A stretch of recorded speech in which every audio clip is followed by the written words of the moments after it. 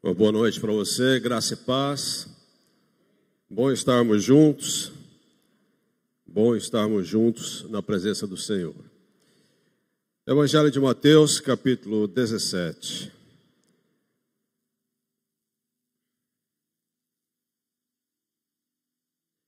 Nos diz assim, versículos 14 em diante. E quando chegaram para junto da multidão, aproximou-se dele um homem que se ajoelhou e disse: Senhor, compadece-te de meu filho, porque é lunático e sofre muito, pois muitas vezes cai no fogo e outras muitas na água. Apresentei-o a teus discípulos, mas eles não puderam curá-lo. Jesus exclamou: Ó geração incrédula e perversa, até quando estarei convosco? Até quando vos sofrerei? Trazei-me aqui o menino. E Jesus repreendeu o demônio, e este saiu do menino, e desde aquela hora ficou o menino curado.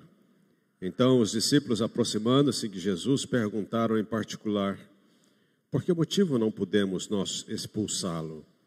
E ele lhes respondeu: por causa da pequenez da vossa fé.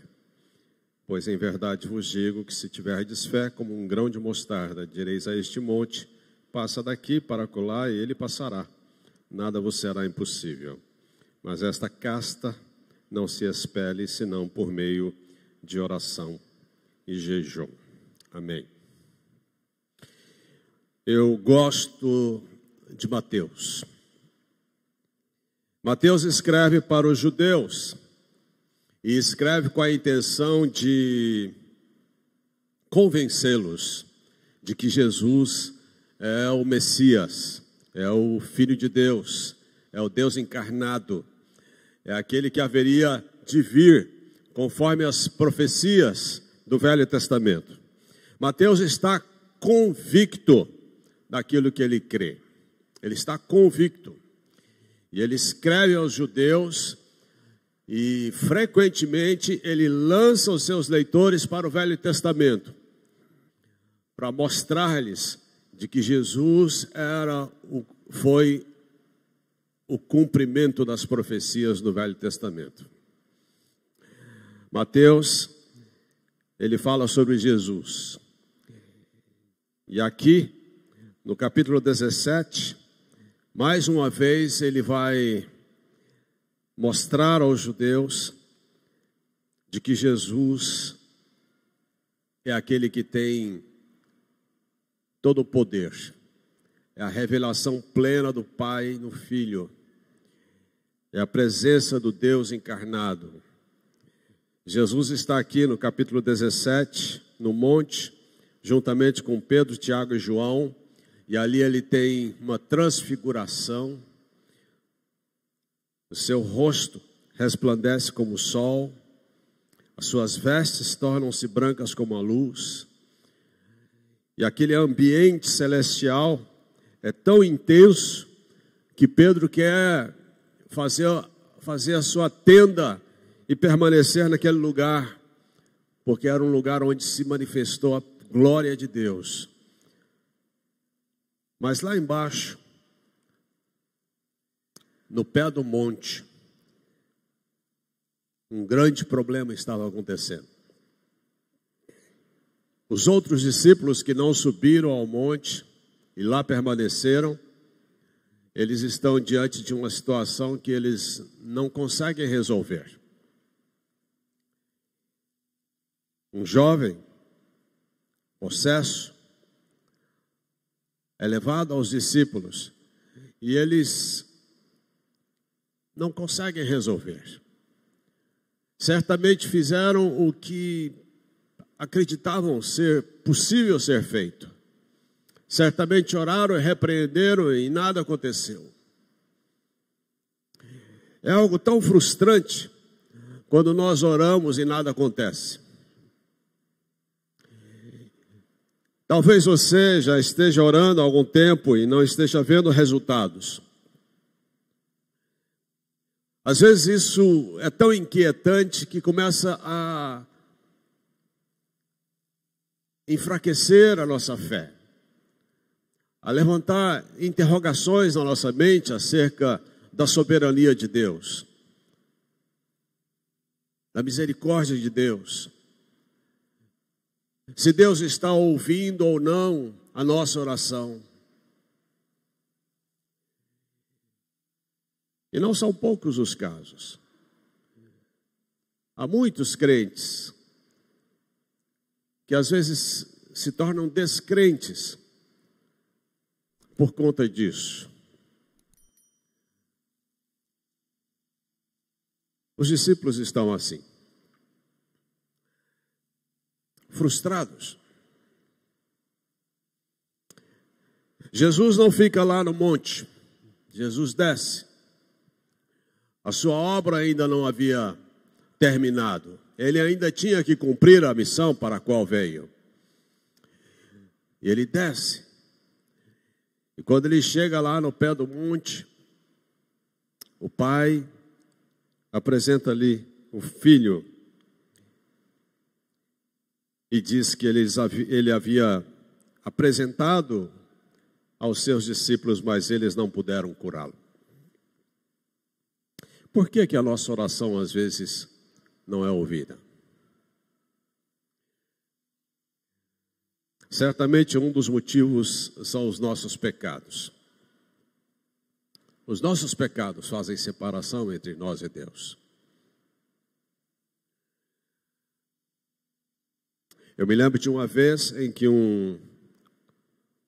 uma pessoa, um irmão na fé, porque ele estava já convertido à fé cristã, mas ele havia sido bandido. A sua história era uma história dramática de conversão. Ele foi assaltante de bancos muito tempo e foi alcançado pela graça de Deus e se tornou um homem de Deus. E um dia ele estava em uma igreja e eu fiquei sabendo que ele iria dar o testemunho lá, e eu fui lá ouvi-lo. E achei algo engraçado, porque é engraçado, mas em um momento da sua fala, ele contou-nos de que todas as vezes em que ele, junto com o seu bando, iam fazer um assalto a um carro blindado ou então a um banco, eles se reuniam, davam suas mãos e oravam, pedindo a proteção de Deus e a bênção de Deus sobre aquilo que eles haveriam de fazer. Como?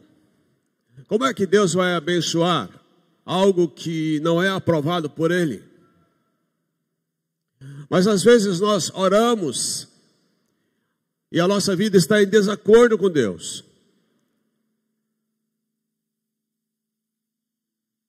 Não tem a bênção de Deus.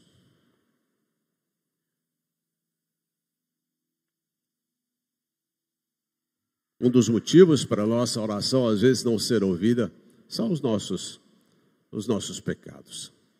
Às vezes você está na contramão da vontade de Deus. Às vezes você está na rebeldia da palavra de Deus. Mas é tão comum. Dias atrás, falando com uma pessoa que está dando calote em outros, e eu falei para ela: você está errada no que você está fazendo. Por que você não procura um acordo? Por que você não negocia? Por que você não abre seu coração e tenta encontrar um meio, pelo menos honesto, para lidar com essa situação? Ao invés de dar calote, de simplesmente não pagar, virar as costas. Aí eu disse a ela: você não está atraindo coisas boas para você. Você não está atraindo a bênção de Deus sobre você. Aí ela lançou uma frase que é tão comum. Né? Ela diz: está repreendido isto em nome de Jesus. Eu disse: essa frase não faz sentido nenhum. Se é dita por alguém que está contra a vontade de Deus. É tão comum às vezes isso. A pessoa está desobedecendo a palavra de Deus, está errada no que está fazendo, Aí você mostra o erro e a pessoa repreende. Como se a frase tivesse poder em si mesmo. Essa frase na boca de alguém que está na contramão de Deus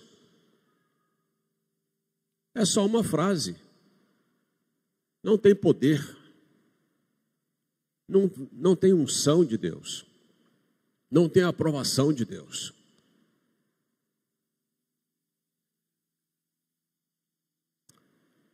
Mas por que que os discípulos oraram e nada aconteceu? Ou porque, na verdade, eles não resolveram o problema desse jovem? Um dos motivos que eu acredito foi a ausência de Jesus. Essa é a primeira vez no Evangelho em que os discípulos estão sozinhos, enfrentando uma situação difícil. Jesus está no monte, eles estão sozinhos lá embaixo. Às vezes, nós queremos resolver as coisas na nossa vida sem a presença de Deus. É tão comum, às vezes, eu ouvir gente dizendo assim: ah, Deus está sempre comigo. Mas você está sempre com Deus? Eu acho interessante, lá em Apocalipse 3:20, há um versículo que é muito conhecido. E é Jesus quem está dizendo. Ele fala assim: eis que estou à porta e bato. Se alguém ouvir a minha voz e abrir a porta, eu entrarei, cearei com ele, ele comigo. Para quem que ele estava dizendo essas palavras? Ele estava dizendo essas palavras para a igreja. Ele não está falando isso para o mundo. Ele não está falando isso para uma pessoa que não cria. Ele está falando para a igreja. E ele está falando para a igreja que ele estava do lado de fora. É possível que Jesus esteja do lado de fora? Nem sempre. Nem sempre Deus está com você. Se você está contra a vontade de Deus. Nem sempre. Assim como Deus não estava com aquele irmão na época em que ele era assaltante de banco. Nem sempre. Você tem estado com Deus? Ou você tem buscado resolver as coisas sem Deus? Sem a companhia de Jesus? Uma das coisas mais fascinantes do cristianismo é que o cristianismo é fundamentalmente relação com Deus. É relacionamento. É andar com Deus. Isso é cristianismo. Jesus, ele veio para nos salvar da nossa condenação eterna, mas ele veio para nos levar a termos um relacionamento com Deus. Nós éramos inimigos de Deus. Deus nos aproximou através do seu Filho, para termos um relacionamento com Ele. Cristianismo é relacionamento, é andar com Deus, é falar com Deus, é ouvir a Deus. Isso é cristianismo. É relacionamento pessoal com Deus. E isso é diário. Os discípulos tentaram resolver a situação sem Jesus. Você precisa trazer Jesus para a situação. Você precisa andar com Jesus. Isso me fez lembrar de um casal que conheci. Eles começaram a frequentar a igreja e, na época, estavam enfrentando uma crise conjugal violenta. E eu comecei a discipulá-los, a caminhar com eles, e uma das minhas orientações era de que eles orassem juntos. Orassem pelo casamento deles, orassem pelos filhos deles. Que eles buscassem a presença de Deus juntos. Buscassem solução juntos, diante de Deus. E o marido sempre argumentava de que ele não gostava de orar junto com a esposa, não tinha prática de orar, e não se sentia à vontade para isso. Um dia, o filho deles passou muito mal. E eles me encontraram na rua, ele era taxista. Eles me encontraram na rua e estavam a caminho de um hospital em outra cidade. Aí pediram para que eu os acompanhasse, eu entrei no carro e fomos voando para outra cidade levar o menino. O menino chegou lá e já foi direto para o centro cirúrgico. E eu fiquei com os dois ali no corredor do hospital, os dois extremamente abalados, lógico, porque o filho estava numa condição difícil. Eu os abracei ali no corredor do hospital e comecei a orar por eles, orar pelo menino. Terminei de orar, a mulher começa a orar, em lágrimas, clamando, né, pelo filho. Ela terminou de orar, ele começou a orar. E juntos, nós três fizemos uma reunião de oração ali. E Deus abençoou, teve misericórdia, o garoto foi bem na cirurgia, correu tudo bem e passou.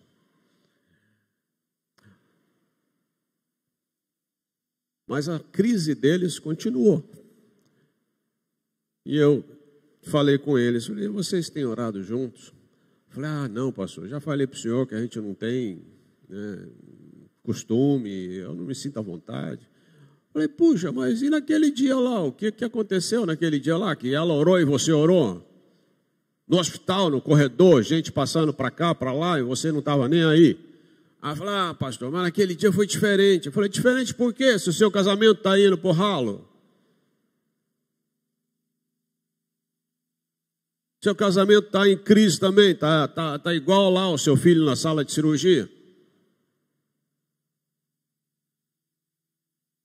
É hora de orar. É hora de clamar, de chorar até na presença de Deus.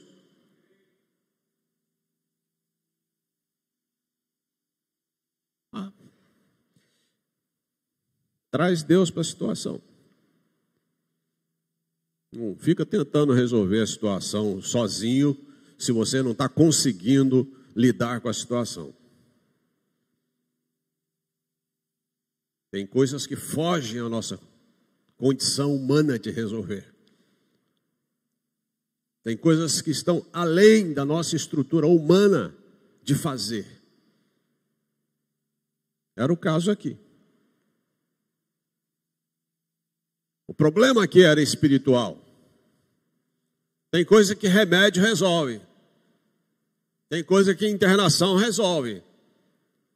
Mas tem coisas que são espirituais.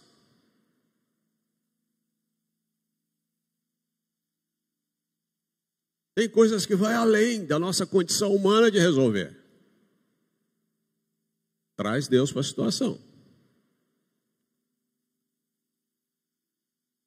É hora de buscar a Deus.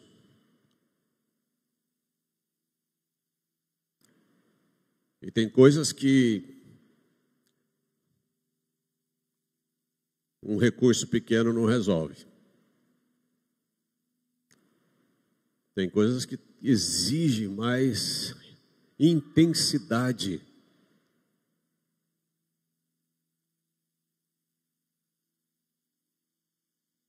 Quando nós somos cristãos, a gente passa a ter uma visão diferente da vida.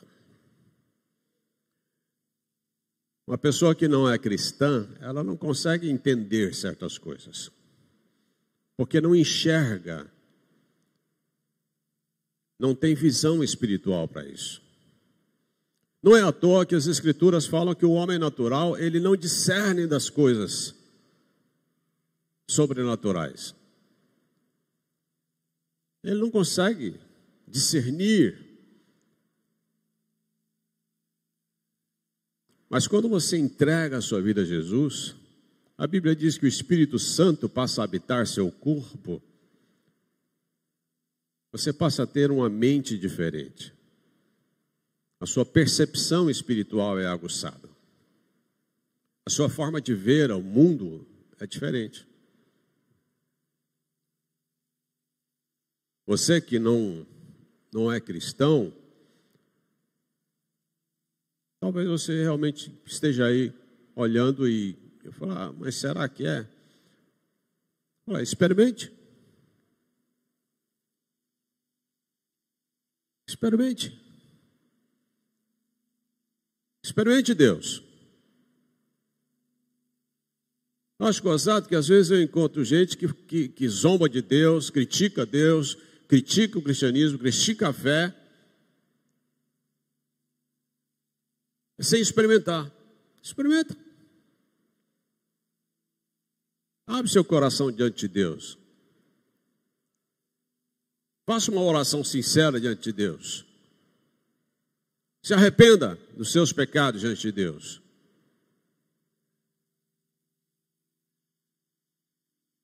Algo novo vai começar a acontecer dentro de você. A sua visão vai melhorar. Mas você precisa buscar a Deus.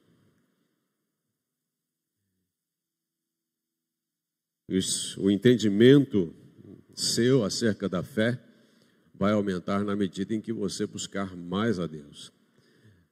E há certas realidades espirituais que acontecem que não é suficiente só fazer uma oração. É preciso chumbo grosso. É preciso orar mais. Há certas fortalezas espirituais que exigem de nós mais empenho e esforço e perseverança na oração. Jesus responde aos discípulos quando eles vão conversar com ele à parte, questionando por que eles não haviam conseguido. E Jesus diz, essa caça não se expele senão por meio de oração e jejum.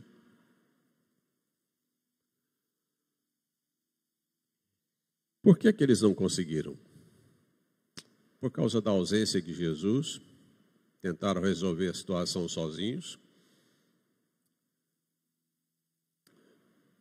Por falta de fé, Jesus exorta-os, dizendo-lhes da falta de fé. Às vezes é tão difícil a gente acreditar, né? Às vezes é tão difícil a gente crer. Uma das lições difíceis do cristianismo, de fato, é viver pela fé.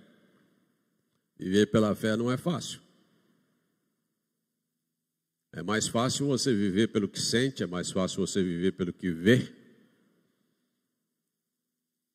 Mas viver pela fé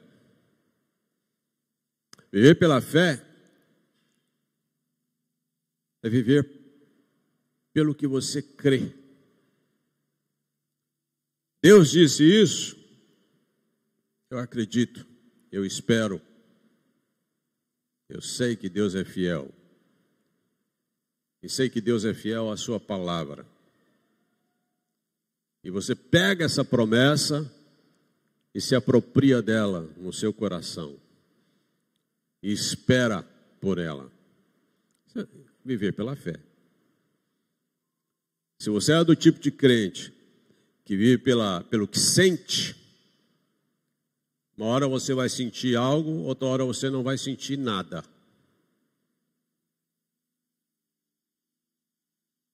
Não importa se você sente ou não sente. Tem gente que acha que Deus só age aonde se sente. Aí se não sente, é porque não tinha unção. É porque faltou algo espiritual. Não importa se você sente ou não sente. Importa se você crê. É isso que importa. Porque tem horas que você não vai sentir nada.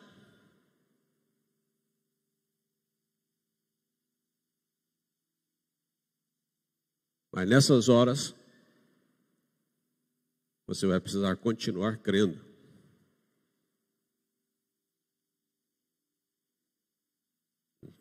Porque está escrito. Isso é viver pela fé.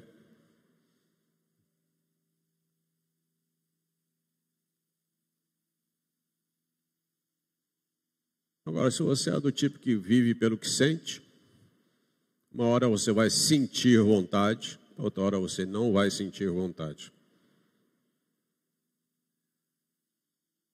Uma hora você vai sentir vontade de orar, de ler a Bíblia, de vir à igreja. Outra hora você não vai sentir vontade de nada.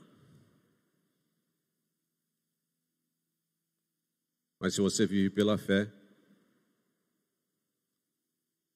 você vem na igreja porque você crê, você ora porque você crê, você lê a Bíblia porque você crê na Bíblia.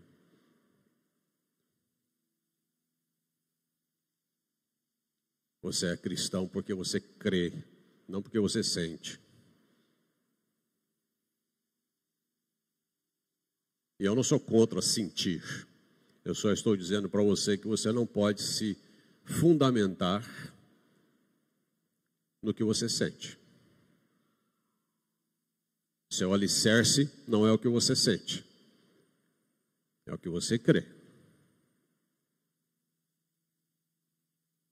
Isso é viver pela fé.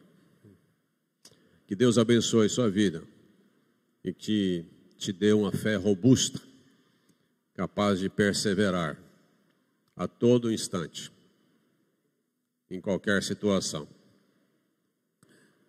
E que Deus te dê um coração voltado a buscar a Deus. Um coração que reconheça a sua pequenez e carência.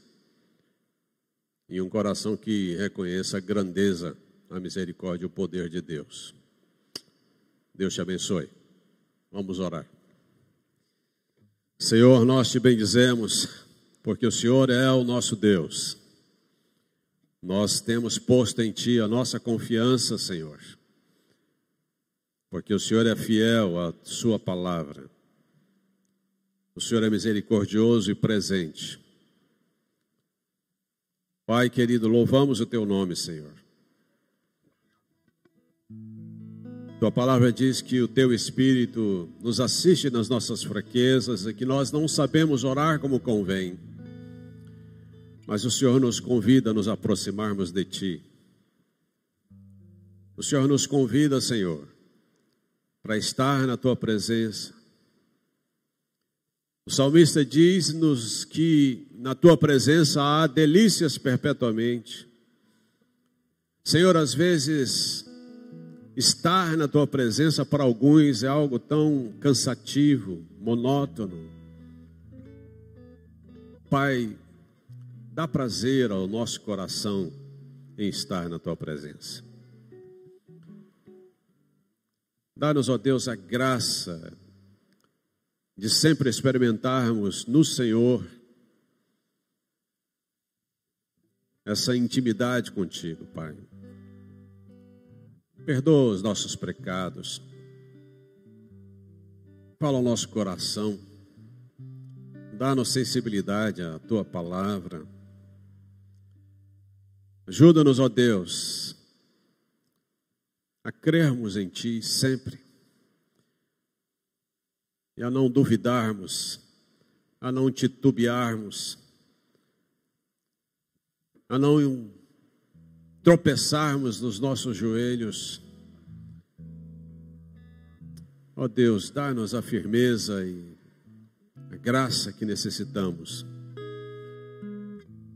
para crer no Senhor, para andarmos contigo, Senhor, na dependência Tua. e que o teu poder se manifeste, que nós vejamos o agir do Senhor, ó Deus, na vida da igreja, como o pastor orou ainda há pouco, nas nossas casas. Senhor, que a prática da oração, Senhor, seja algo tão bom, tão prazeroso na vida da igreja e da nossa vida pessoal, que lá em casa coisas novas venham a acontecer, Senhor. Que os nossos filhos cresçam, não apenas vindo à igreja, ao templo, mas cresçam vendo o agir do Deus dos seus pais em suas casas. Que os nossos filhos aprendam com os nossos pais a orar em casa, a ter comunhão contigo, Senhor, em casa. Abençoe os nossos lares, Senhor. Abençoa, Senhor, as nossas vidas. Em nome de Jesus. Amém. Amém. Amém. Deus abençoe, amados.